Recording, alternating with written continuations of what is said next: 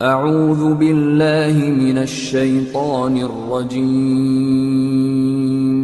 بسم اللہ الرحمن الرحیم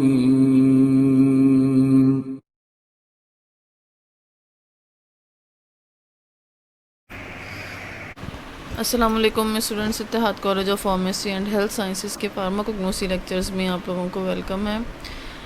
لاسٹ لیکچر میں ہم نے اپنا چیپٹر نمبر 8 ایکسٹریکشن جو ہے وہ اسٹارٹ کیا تھا۔ ہم نے یہ دیکھا تھا کہ ہم کرتے کیوں ہیں، ایکسٹریکشن ہوتی کیا ہے، کرتے کیوں ہیں، ڈیفینیشنز دیکھی تھی اس میں، مینسٹرم کیا ہے، سولونٹ کیا ہے، ایکسٹریکشن کی اپنی ڈیفینیشن کیا ہے اور ایکسٹریکشن کی نیڈ کیوں ہے، ایکسٹریکشن جو ہے وہ کرتے کیا ہیں، کرتے کس لیے ہیں۔ اس کے علاوہ ایڈوانٹیجز آف ایکسٹریکشن جو ہے یہ بھی ہم نے لاسٹ ٹائم دیکھ لیے تھے، لاسٹ لیکچر میں ہم نے اپنے دیکھ لیے تھے۔ آج ہم theory of extraction page number 73 ہے آپ کے بک کا، وہاں سے دیکھیں گے اس کو کہ تھیوری ایکسٹریکشن کی کیا ہے۔ Any extraction procedure depends upon some fundamental principles and these are very much common in all types of extraction. Extraction کی کچھ 6 جو ہیں وہ ٹائپ کے ایکسٹریکشن کے ٹیکنیکس ہیں یا اس کے ٹائپس ہیں، پروسیجر کے ٹائپس ہیں، یا آپ اپنی بک میں جو ہے وہ ریڈ آؤٹ کریں گے ان کے بارے میں ڈیٹیل سے۔ تو ان میں جو 6 ٹائپ کے پروسیجر ہیں ایکسٹریکشن کے، ان میں جو کچھ فنڈامنٹل جو ہیں، کچھ بنیادی اصول جو ہیں وہ، اور جو کچھ سٹیپس ہیں وہ ایک جیسے ہی ہیں، بیسک پرنسپلز ہیں وہ سب کے ایک جیسے ہی ہیں، لیکن ڈرگ کی ٹائپ کے لحاظ سے جو ہے اس کی نیچر کے وائز جو ہے، کچھ ڈرگ جو ہوگی، کچھ کروڈ ڈرگ جو ہوگی وہ سافٹ ان نیچر ہوگی، کچھ ہارڈ ان نیچر ہوگی۔ ظاہر لیو اور طرح کے ہوں گے، سیڈز اور طرح کے ہوں گے، اسٹیم اور طرح کی ہوگی، روٹ، رائزوم، یہ چیزیں اور طرح کی بائی نیچر جو ہیں وہ اور طرح کی ہوتی ہیں، ڈیفرنٹ ہیں ایک دوسرے سے۔ تو ان میں سے جو ہم کانسٹیٹوئنٹ ایکسٹریکٹ کرنے کے لیے جو ٹیکنیک یوز کریں گے وہ بھی ڈیفرنٹ ہوتی ہیں۔ تو ان میں سے کچھ سٹیپس ہوں گے جو سب میں یوز ہو رہے ہیں، جرنل سٹیپس ہیں، اور کچھ ہوں گے جو نہیں یوز ہوں گے۔ تو یہ جرنل جو کچھ سٹیپس ہیں وہ ہم اس کے دیکھ لیتے ہیں تھیوری آف ایکسٹریکشن میں۔ سب سے پہلے suitable size reduction of crowd drug. Crowd drug کا ہم جو ہے سب سے پہلے سائز ریڈیوس کریں گے، اس کو جو ہے بہت بڑے سائز سے جو ہے وہ چھوٹے سائز میں لے کے آئیں گے۔ جتنا سائز چھوٹا ہوگا اتنا سرفیس ایریا جو ہے وہ زیادہ ہوگا، جتنا جو ہے وہ سولونٹ جتنا جو ہے کروڈ ڈرگ کا سائز ریڈیوس ہوگا اتنا سولونٹ جو ہے وہ ایزیلی پینیٹریٹ ہو سکے گا کروڈ ڈرگ کے اندر، اور جتنا وہ ایزیلی پینیٹریٹ ہو سکے گا اتنا کیا ہوگا کہ جو کانسٹیٹوئنٹ ہیں کروڈ ڈرگ کے وہ اس سولونٹ کے اندر ڈیزالو ہوں گے۔ اسی لیے سائز ریڈکشن جو ہے وہ تمام ایکسٹریکشن کے پروسیجر میں جو ہے بہت کامن فرسٹ اسٹیپ ہوتا ہے۔ Selection of suitable سولونٹس۔ Suitable solvent جو ہم سولونٹ یا مینسٹرم یوز کر رہے ہیں وہ ہم کروڈ ڈرگ کی نیچر کے حساب سے لیں گے۔ فار ایگزامپل اگر کروڈ ڈرگ جو ہے وہ پولر ان نیچر ہے تو ہم واٹر، میتھانول، ایسیٹون لیں گے۔ اگر کروڈ ڈرگ کی جو نیچر ہے وہ نان پولر ہے جیسے کلوروفارم، تو پھر ہم کلوروفارم، بینزین اور ایتھر لیں گے۔ میں اگر اس کو مزید سمپلیفائی، مزید ایزی کروں تو میں ایسے کہوں گی کہ اگر وہ چیزیں جو پانی میں ڈیزالو ہو سکتی ہیں انہیں ہم پولر کہتے ہیں، وہ کانسٹیٹوئنٹس جو پانی میں ڈیزالو ہوتے ہیں، جو واٹر میں ڈیزالو ہوتے ہیں، ہم انہیں پولر کہتے ہیں، اور ان کے لیے جو ہم سولونٹ یوز کریں گے وہ ہم ان تینوں میں سے کوئی بھی سولونٹ جو ہے وہ یوز کر سکتے ہیں۔ وہ چیزیں جو پانی میں ڈیزالو نہیں ہوتی ان کے لیے ہم پھر کلوروفارم، بینزین یا ایتھر یوز کرتے ہیں، وہ نان پولر کہلاتی ہیں۔ فار ایگزامپل آئل جو ہے وہ پانی میں مسیبل نہیں ہے، پانی کے ساتھ امسیبل ہے، تو وہ پانی میں اس کے کانسٹیٹوئنٹ وہ ڈرگس جن کا جو مین کانسٹیٹوئنٹ جو ہے وہ آئل ہے، تو وہ اس کے لیے جو ہے ہم پانی یوز نہیں کر سکتے سولونٹ، وہ پانی میں ڈیزالو ہی نہیں ہوں گے اس کے کانسٹیٹوئنٹس جو ہیں، اسی لیے جو ہے ہم نان پولر سولونٹ لیں گے۔ وہ کروڈ ڈرگ جن کے کانسٹیٹوئنٹس جو ہیں وہ آئل ان نیچر ہوں گے، نان پولر ہوں گے، ان کے لیے ہم نان پولر سولونٹ ہی لیں گے تاکہ وہ اس سولونٹ میں ایزیلی ڈیزالو ہو سکیں اور ہمیں ایکسٹریکٹ جو ہے ان کا حاصل ہو سکے۔ اسی طرح وہ ڈرگز جو ہیں جو واٹر میں ڈیزالو ہوں گی وہ جو ان کے لیے ہم جو سالونٹ ہے وہ بھی ہم پھر پولر ہی لیں گے، ان میں سے کوئی لیں گے میتھنول، ایسیٹون اور واٹر۔ نیکسٹ ہے penetration of سالونٹ in to the crowd drug. تو پینیٹریشن کا مطلب نفوذ ہونا ہوتا ہے، تو پینیٹریٹ کر جائے سالونٹ جو ہے وہ کروڈ ڈرگ کے اندر۔ دا cell should be at right position to collect two solution. Cell ہم یہاں پہ وہ پلانٹ کے سیل یا اینیمل کے سیل کی بات نہیں کر رہے، یہ اس کنٹینر کو کہہ رہے ہیں کہ جو کنٹینر ہے وہ رائٹ پوزیشن میں ہونا چاہیے، اس کی جو پوزیشن ہے وہ رائٹ ہونی چاہیے۔ فار ایگزامپل اگر ہم نے فلٹریشن کے لیے اس کو رکھا ہوا ہے نیچے، تو وہ جو ہے اس کی پوزیشن جو ہے وہ بالکل ٹھیک ہونی چاہیے، سیل کی یا کنٹینر جسے کہہ لیں، کنٹینر کی جو پوزیشن ہے وہ صحیح پوزیشن ہونی چاہیے اس کی۔ سپلائی آف اپروپریٹ ہیٹ، اگر ہیٹ کی ضرورت ہو، اف نیڈڈ، اگر ہیٹ کی ضرورت ہو، کوئی پروسیجر ایسا ہے، کوئی ڈرگ ایسی ہے جو بہت ہارڈ ان نیچر ہے، وہ نارمل پانی سے یا نارمل سالونٹ سے نارمل ٹیمپریچر پہ جو ہے اسے کانسٹیٹوئنٹ جو ہیں وہ کروڈ ڈرگ میں سے باہر نہیں آئیں گے، وہ ڈیزولو نہیں ہوں گے سالونٹ میں، تو ہم اس کے لیے کیا کریں گے، ہم اس کو ہیٹ بھی اپروپریٹ ہیٹ بھی جو ہے وہ سپلائی کریں گے۔ دا سیپریشن آف سالونٹ فرام دی را crude drug, the pressing force becomes more important۔ یہ بھی کچھ کنڈیشنز میں ہے، یہ ہر ایکسٹریکشن کے پروسیجر کے لیے جو ہے وہ یوز نہیں ہوگی،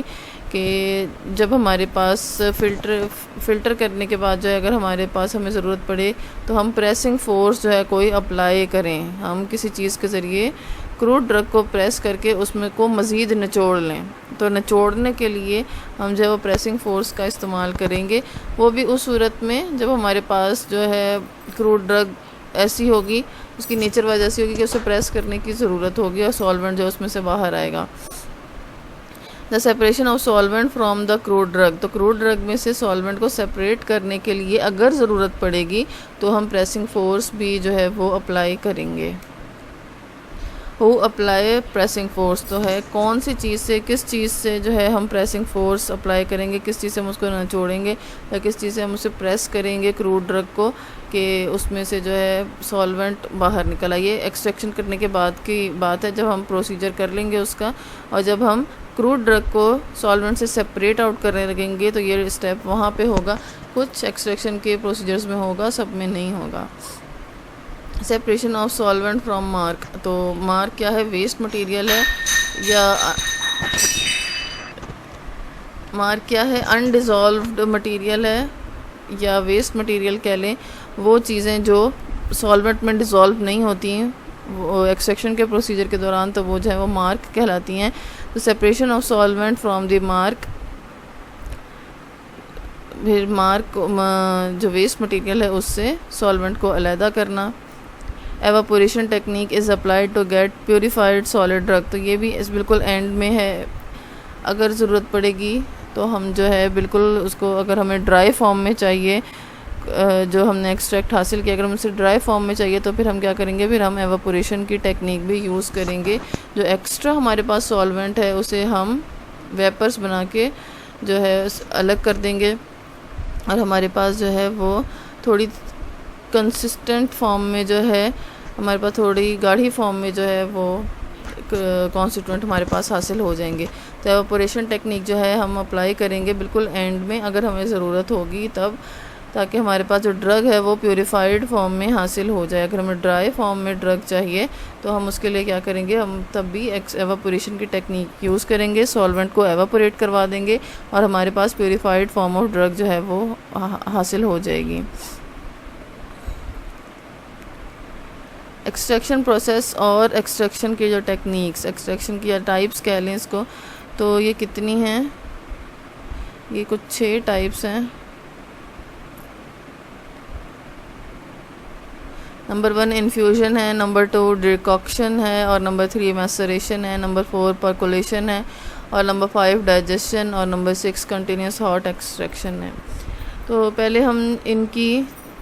جو شارٹلی جو ہے ہم کیا کریں گے، ان کو ایک نظر دیکھ لیں گے اور اس کے بعد ہم اس کا ڈیٹیل پڑھیں گے کہ یہ سارے جو ہیں وہ کیسے ہوتے ہیں۔ پیج نمبر 74 ہے آپ کی بک کا،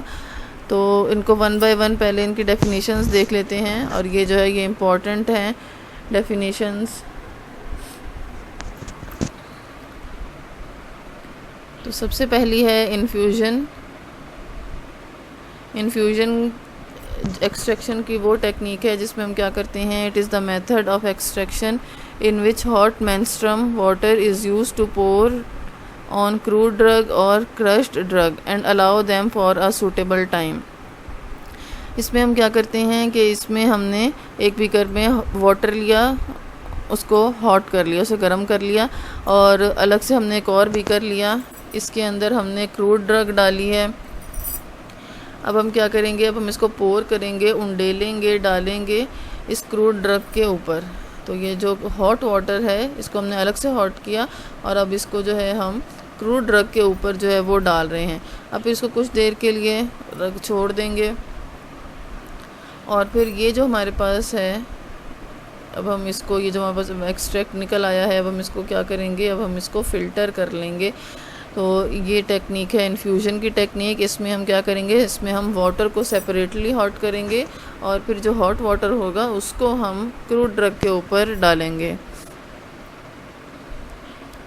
دوسری ہمارے پاس ٹیکنیک ہے ڈیکاکشن کی technique. It is the technique of extraction in which the drug is used in the form of powder اور کورس پارٹیکل. اس میں ہم کیا کر رہے ہیں, اس میں ہم جو ڈرگ لے رہے ہیں وہ ہم پاؤڈر کی فارم میں لے رہے ہیں یا تھوڑی چھوٹی فارم میں لے رہے ہیں, کورس پارٹیکلز کی فارم میں لے رہے ہیں. These drugs are together boiled with water for certain or given period of time.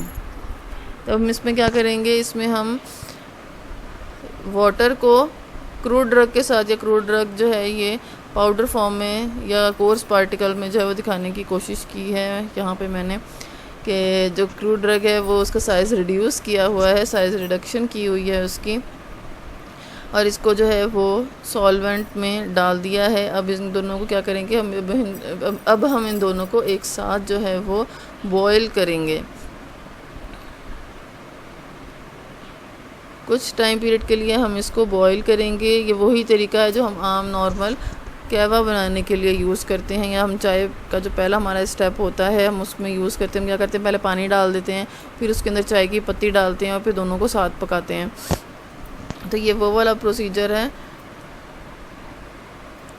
پھر جو ہمارے پاس, جب ہم نے اس کو بوائل کر لیا, پھر ہم اس کو کیا کریں گے, پھر ہم اس کو فلٹر کر لیں گے. تو یہ کروڈ ڈرگ جو ہے یہ سیپریٹ آؤٹ ہو جائے گی, اور ہمارے پاس سالوینٹ جو ہے, جو ہمارے پاس ایکسٹریکٹ ہے وہ ہمارے پاس پھر یہ اسپیکر میں جو ہے اس کونیکل فلاسک میں ہمیں حاصل ہو جائے گا. تو ڈیکاکشن کی ٹیکنیک میں ہم کیا کر رہے ہیں, ڈیکاکشن کی ٹیکنیک میں ہم کروڈ ڈرگ کو اور سالوینٹ کو دونوں کو ساتھ بوائل کر رہے ہیں, دونوں کو ہم ساتھ ہیٹ اپ کر رہے ہیں. اور انفیوژن کی ٹیکنیک میں ہم نے کیا کیا تھا, انفیوژن کی ٹیکنیک میں ہم نے سالوینٹ کو الگ ہیٹ کیا تھا, اور پھر ہیٹ کرنے کے بعد ہم نے اس کو کروڈ ڈرگ کے اوپر ڈالا تھا. ڈائریکٹ کروڈ ڈرگ کو ہم نے جو ہے وہ ہیٹ اپ نہیں کیا تھا. اور ڈیکاکشن کی ٹیکنیک میں ہم کیا کر رہے ہیں, ڈیکاکشن کی ٹیکنیک میں ہم نے سالوینٹ اور کروڈ ڈرگ دونوں کو ایک ساتھ لے کے ہم نے ان کو جو ہے وہ بوائل کر لیا یا ہیٹ اپ کر لیا, اور پھر ان کی فلٹریشن کی. تو یہ ڈفرینس ہے ڈیکاکشن میں اور انفیوژن میں اور ڈیکاکشن میں بھی, کہ ہم اس میں ڈیکاکشن میں ہم کیا کر رہے ہیں, ڈیکاکشن میں ہم دونوں کو ساتھ لے رہے ہیں, کروڈ ڈرگ کو بھی اور سالوینٹ کو بھی. اور انفیوژن میں ہم نے کیا کیا تھا, انفیوژن میں ہم نے مینسٹرم کو الگ سے ہاٹ کیا تھا, اور پھر اس کو پور کیا تھا, پھر ہم نے اس کو انڈیلا تھا کروڈ ڈرگ کے اوپر. تو یہ ان دونوں میں ڈفرینس ہے, انفیوژن اور ڈیکاکشن کی ٹیکنیک ہے. آج کا لیکچر ہم یہیں پہ اپنا اینڈ کرتے ہیں. میسریشن کا جو پروسیس ہے, اور اس کے بعد پرکولیشن اور ڈائجیشن, کنٹینیوس سالٹ ایکسٹریکشن, یہ والے جو پروسیجرز ہیں یہ ہم پھر انشاءاللہ نیکسٹ لیکچر میں اپنے دیکھیں گے.